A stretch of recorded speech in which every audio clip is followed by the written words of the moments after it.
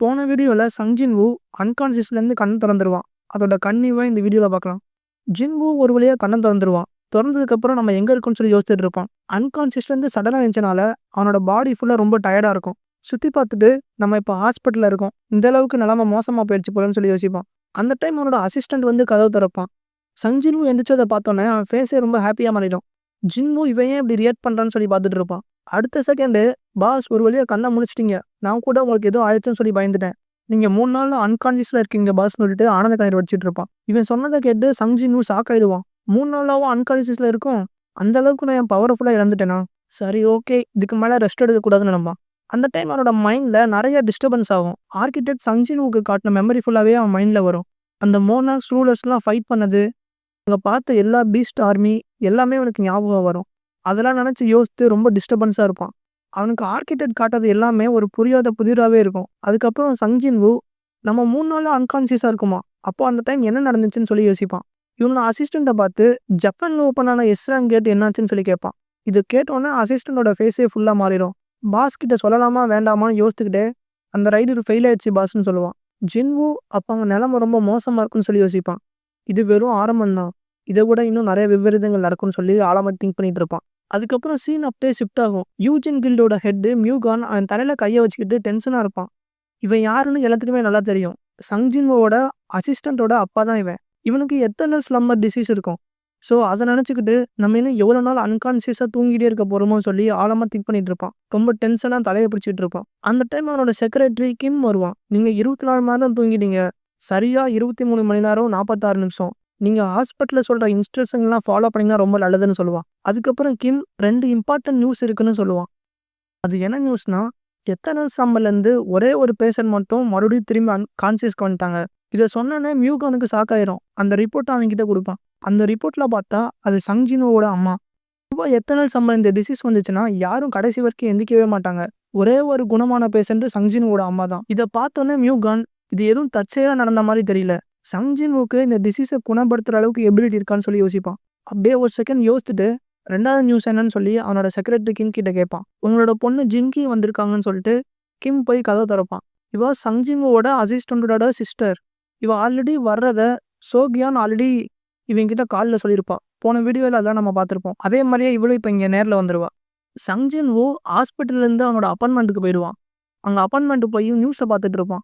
நியூஸில் எல்லா ஹெட்லைன்ஸ்லையும் ஜப்பானில் நடக்கிற இன்சிடென்ட் தான் ஓடும். அங்கே நடக்கிற அழிவுக்குள்ள இங்கே நியூஸில் காமிச்சிட்டு இருப்பாங்க. ஜின்வூ இதை பார்த்துட்டு சேஜு ஐலாண்ட் இன்சிடென்ட்டையும் இந்த ஜப்பான் எஸ்ராங்கேட்டையும் பற்றி யோசிச்சுட்டு இருப்பான். இது அது மாதிரி இல்லை, இப்படியே தொடர்ந்துச்சுன்னா மொத்த ஆசியாவும் ரொம்ப டேஞ்சர் ஆகிரும். ஸோ இதாச்சும் நம்ம பண்ணணும்னு சொல்லி யோசிச்சுட்டு இருப்பான். இவன் இதை பற்றி யோசிச்சுட்டு இருக்கிறப்போ ஒரு வாய்ஸ் கேட்கும். அது அவனோட சிஸ்டர் ஜின்னா. ஜின்னா இவனை பார்த்துட்டு அங்கே போகாத அப்படின்னு ரொம்ப கவலையாக சொல்லுவாள். ஏன்னா ஜின்னாவுக்கு அவனோட பிரதரை பற்றி நல்லாவே தெரியும். இவன் நியூஸை பார்த்துருக்கதை வச்சு இவன் அங்கே போகிறதுக்கு பிளான் போடுறான்னு சொல்லி யோசிப்பான். ஜின்வூ வந்து நான் எங்கேயும் போக பிளான் பண்ணலை, ஸோ நீ எந்த கவலையும் பட தேவையில்லைன்னு சொல்லிட்டு அவகிட்ட எந்திச்சு போவான். எனக்கு கொஞ்சம் ரெஸ்ட் தேவை, நான் வெளியே போயிட்டு வரேன் சொல்லிட்டு அவள் தலையை கோதி விடுவான். நான் போனதுக்கப்புறம் நீ எதுவும் தேவையில்லாமல் நினச்சி கவலைப்பட்டுட்டு இருக்காதான்னு சொல்லிட்டு அங்கேருந்து போயிடுவான். ஜின்வூ அவனோட கில்ட் ஆஃபீஸ்க்கு போகணுன்னு திங்க் பண்ணுவான். ஆனால் காரில் போகாமல் ஜாக்கிங் பண்ணிட்டு போகலான்னு யோசிப்பான். அப்படி போனால் கொஞ்சம் அவனோட மைண்டு கிளியர் ஆகும்னு சொல்லி நடந்து போயிட்டு இருப்பான். இவன் போகிற வழியில் ஒரு பார்க் வரும். அந்த பார்க்கில் போய் உட்காந்துட்டு திங்க் பண்ணிட்டு இருப்பான். இவனோட சிஸ்டர் ஜீனா கவலையாக இருப்பான்னு சொல்லி யோசித்து நம்ம அவளை செக் பண்ணலான்னு சொல்லிட்டு பெருவை சமன் பண்ணுவான். பெருவும் உடனே வந்துடும். ஜின்வூ பெருவை பார்த்து, ஏன்டா உன்னை நான் ஜீனாவை ப்ரொடெக்ட் பண்ண அனுப்புனா நீ அங்கே உட்காந்து ஹிஸ்ட்ரி ட்ராமாலாம் பார்த்துட்டு இருக்க. இவன் இப்படி சொன்னோன்னே பெருக்கு ஒரு மாதிரி ஆகிடும். பெரு அவள் எப்பயும் யூஸ்ஃபுல்லாக என்னென்ன பண்ணுவாளோ அதே ரொட்டீன் தான் பண்ணிட்டு இருக்கான்னு சொல்லும். ஜின்வூ ஜீனா பற்றி யோசிப்பான்.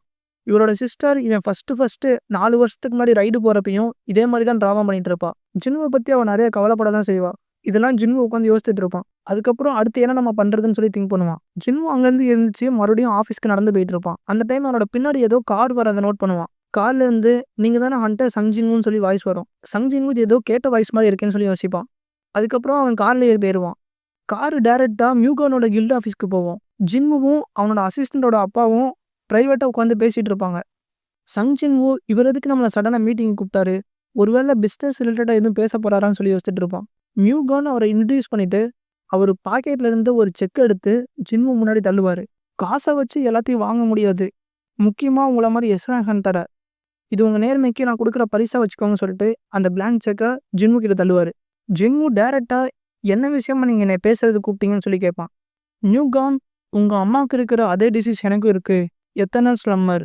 அத பத்தி பேசுறதுக்கு தான் உங்கள கூப்பிட்டேன்னு சொல்லுவாரு. இத கேட்டோனே ஜின்வு ஷாக் ஆயிடுவான். ஜின்வுக்கு உடனே அவனோட அசிஸ்டன்ட் ஞாபகம் வரும். அவனுக்கு இவங்க அப்பாவுக்கு இருக்கிற டிசீஸ் தெரியுமா தெரியாதான்னு சொல்லி யோசிச்சுட்டு இருப்பான். அத பத்தி அவர்கிட்ட கேட்பான். நியூகான் இது 3 பேருக்கு தான் தெரியும். என்னோட பிசிசியன், என்னோட ஒய்ஃபு, அதுக்கப்புறம் என்னோட செக்ரட்டரி. இத பத்தி 4வது தெரிஞ்சது நீங்க மட்டும் தான்னு சொல்லுவாரு. ஸோ இப்பதான் ஜின்வு புரிஞ்சுப்பான். இவர ஏன் டைரக்ட்டா கார்ல வந்து கூட்டிட்டு போனாருன்னு.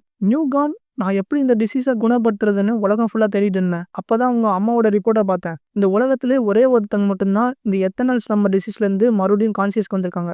அது உங்க அம்மா மட்டும் தான். இது எனக்கு தற்செயலா நடந்த மாரி தெரியல. அப்படியே ஜின்வ பார்த்து, நீங்க எனக்கு இத சரி பண்ண ஹெல்ப் பண்ணா, உங்கள என் வாழ்க்கையிலேயே மறக்க மாட்டேன். உங்களுக்கு நான் என்ன ஹெல்ப் வேணாலும் பண்ண ரெடியா இருக்கேன்னு சொல்லி சொல்லுவான். ஜின்வு இத கேட்டு முடிச்சுட்டு டீப்பா திங்க் பண்ணுவான். அந்த பிளாங்க் செக்க அவர்கிட்டயே தள்ளி விட்டுட்டு, சாரி என்னால எந்த ஹெல்ப்பும் பண்ண முடியாதுன்னு சொல்லுவான். இத கேட்டுட்டு மியூகான் ரொம்ப டிப்ரஸ்ட் ஆயிடுவான். எப்படி உங்க அம்மா மட்டும் கம்ப்ளீட்டா ரெக்கவர் ஆனாங்கன்னு சொல்லி கேட்பான். எப்படி கியூர் பண்றதுன்னு தெரிஞ்சா அத வச்சு நானே ப்ராஃபிட் பண்ணிருப்பேன்னு சொல்லுவான். அங்கருந்து அமைதியா எந்திச்சு போயிடுவான். மியூகானுக்கும் அடுத்து என்ன பேசன்னு தெரியாது. சங் ஜின்வு கிட்ட இருந்து ஹெல்ப் கிடைக்காதுன்னு நினைச்சிட்டு அங்க சைலண்டா உட்காந்துட்டு இருப்பாரு. ஜின்வு அங்கிருந்து எலிவேட்டர்ல கீழ வந்துட்டு இருப்பான். லிஃப்ட்ல வந்துட்டு இருக்கப்பவே யோசிப்பான். இவர் எதுவும் ஜென்யூனா தான் கேட்காரா, இல்லாட்டி இத வச்சு எதுவும் ப்ராஃபிட் பண்றதுக்கு கேட்காரான்னு சொல்லி யோசிப்பான். இவங்க அம்மாவ குணப்படுத்துறதுக்கு ஒரு எலிக்சர் யூஸ் பண்ணிருப்பான்ல, அத பத்தி திங்க் பண்ணுவான். இது நம்ம கிட்ட வெறும் லிமிட்டடா தான் இருக்கு. இது நம்ம ஃபியூச்சர் பர்பஸ்க்கு யூஸ் பண்ணணும். யோசித்து முடிச்சுட்டு அங்கருந்து வெளிய போயிடுவான். டைரக்ட்டா அங்கருந்து கில்ட் ஆஃபீஸ்க்கு வருவான். கில்ட் ஆஃபீஸ்க்கு வந்த உடனே அவனோட அசிஸ்டன்ட்ட பார்த்து, நான் ஜப்பானுக்கு போக போறேன்னு சொல்லுவான். இத கேட்டோனே அவனோட அசிஸ்டன்ட் ரொம்ப ஷாக் ஆயிடுவான். பாஸ் நியூஸ்லாம் பார்த்துட்டுமா அங்க போணும்னு சொல்லி யோசிக்கிறீங்க? இது சேஜு ஐலாண்ட் ரைடு மாரி இருக்க போறதில்ல. அங்க இருக்க மான்ஸ்டர்லாம் ரொம்ப ரொம்ப பெருசாவும், அதுவும் ரொம்ப ஆபத்தானதாவும் இருக்குது. நீங்களே இப்பதான் அன்கான்ஷியஸ்லேருந்து மறுபடியும் சரியாகி வந்திருக்கீங்க. இது ரொம்ப ரிஸ்க் பாஸ்ன்னு சொல்லி சொல்லுவான். ஜின்வு யோசிச்சுட்டு, ஜப்பான்ல நடக்கிற இந்த அழிவ நான் சக்சஸ்ஃபுல்லா ஸ்டாப் பண்ணிட்டா, ஆர்ஜின் கில்டு உலகம் ஃபுல்லா ஃபேமஸ் ஆயிடும்னு சொல்லுவான். இந்த மிஷின் ரொம்ப ஆபத்தானது. ஸோ நான் தனியா போறேன்னு சொல்லுவான். இத கேட்டுட்டு அவனோட அசிஸ்டன்ட், நானும் உங்க கூட ரைடுக்கு வருவேன்னு அடம்பிடிக்க ஆரம்பிச்சிருவான். ஜின்வு சக்சஸ்ஃபுல்லா கம்ப்ளீட் பண்ண ரைடுலாம் நியூஸ் பேப்பர்ல வரும்ல, அத கட் பண்ணி ஒரு இதுல ஒட்டி வச்சிருப்பான். அத ஜின்வு கிட்ட எடுத்து காட்டுவான். பாஸ், ரெட் கேட்டு, சேஜு ஐலாண்டு, டபுள் டஞ்சனு இது எதுலயுமே என் நேம் இல்ல. அதுக்கப்புறம் ஜின்வு கூட இவன் ரைடுக்கு போயிருப்பான்ல, அந்த நியூஸ்லாம் எடுத்து காட்டுவான். பாஸ், நான் என்னதான் பணக்கார வீட்டு பையனா இருந்தாலும், உங்க கூட ரைடுக்கு வர்றது மட்டும் தான் எனக்கு ஒரே சந்தோஷம். ஸோ என்னையும் கண்டிப்பா கூட்டிட்டு போங்கன்னு சொல்லிட்டு அழுதுட்டு இருப்பான். ஜின்வு அவன பார்த்து, நான் ரைடுக்கு போறேன்னு சும்மா தான் சொன்னேன். நான் இப்ப வீட்டுக்கு போறேன் அப்படின்னு சொல்லிட்டு அங்கருந்து எந்திச்சு போயிடுவான். அவனோட அசிஸ்டன்ட், பாஸ் என்ன இப்படி சொல்லிட்டாரு அப்படின்னு சொல்லிட்டு திருன்னு முழிச்சிட்டு இருப்பான். சங் ஜின்வோ அப்பார்ட்மெண்ட்டுக்கு போயிட்டு இருக்கிறப்போ, ஆர்கிடெக்ட் கூட இவனுக்கு நடந்த ஃபைட் எல்லாம் யோசித்து பார்ப்பான். அந்த டைம் சங் ஜின்வோனால ஷேடோ சமன் பண்ண முடியாம போயிருக்கும். ஸோ அத பத்திலாம் யோசிச்சுட்டே நடந்து போவான். ஆர்கிடெக்ட் அவன் அளவுக்கு ஈக்குவலா ஸ்ட்ராங்கா இருந்துச்சுன்னு சொல்லி யோசிப்பான். என்னைய விட இன்னும் நிறைய பேர் கண்டிப்பா ஸ்ட்ராங்கா தான் இருப்பாங்க. நான் இன்னும் ஸ்ட்ராங்கா மாறணும்னு யோசிச்சுக்கிட்டு ஒரு வழியா வீட்டுக்கு வந்துருவான். வீட்டுக்கு வந்துட்டேன்னு சைலண்டா சொல்லுவான். இவனோட வாய்ஸ் அவங்க அம்மாவுக்கு கேட்டுரும். அவங்க வேகமா எட்டி பார்த்து ஸ்மைலோட இவன வரவேற்பாங்க. உனக்கு டின்னருக்கு ரெடி பண்ணுவான்னு சொல்லி கேட்பாங்க. அவனும் ஆமான்னு தலையாட்டுவான். ஸோ ஒரு வழியா சாப்பாடு எல்லாம் ரெடி ஆயிரும். எல்லாம் டின்னருக்கு சாப்பிட ரெடியா இருப்பாங்க. ஆனா அங்க இவனோட சிஸ்டர் ஜீனா மட்டும் இருக்க மாட்டா. இவனோட அம்மாவை பார்த்து இவனோட சிஸ்டர் எங்கன்னு சொல்லி கேட்பான். அவளுக்கு இப்ப பசிக்கலையா, அதனால அவ ரூம்ல இருக்கான்னு சொல்லி சொல்லுவாங்க. ஜின்வோ அவ இன்னும் கவலைப்பட்டுட்டு தான் இருக்கா போலன்னு சொல்லி யோசிப்பான். அதுக்கப்புறம் இவனோட அசிஸ்டன்டோட ஃபாதரை பத்தி யோசிப்பான். யூஜின் கில்ல இவங்க நடந்த மீட்டிங்லாம் பத்தி யோசிச்சுட்டு இருப்பான். ஜின்வோ அவன் இப்ப இருக்கிறத விட இன்னும் ஸ்ட்ராங் ஆகணும்னு சொல்லி திங்க் பண்ணுவான். அவங்க அம்மாவை பார்த்து நான் மறுபடியும் இங்க இருந்து போகணும்னு சொல்லுவான். இவன் சொல்ற டோன்லயே அவங்க அம்மா புரிஞ்சுப்பாங்க. இவன் ரைடுக்கு போக தான் கேட்கறான்னு சொல்லிட்டு.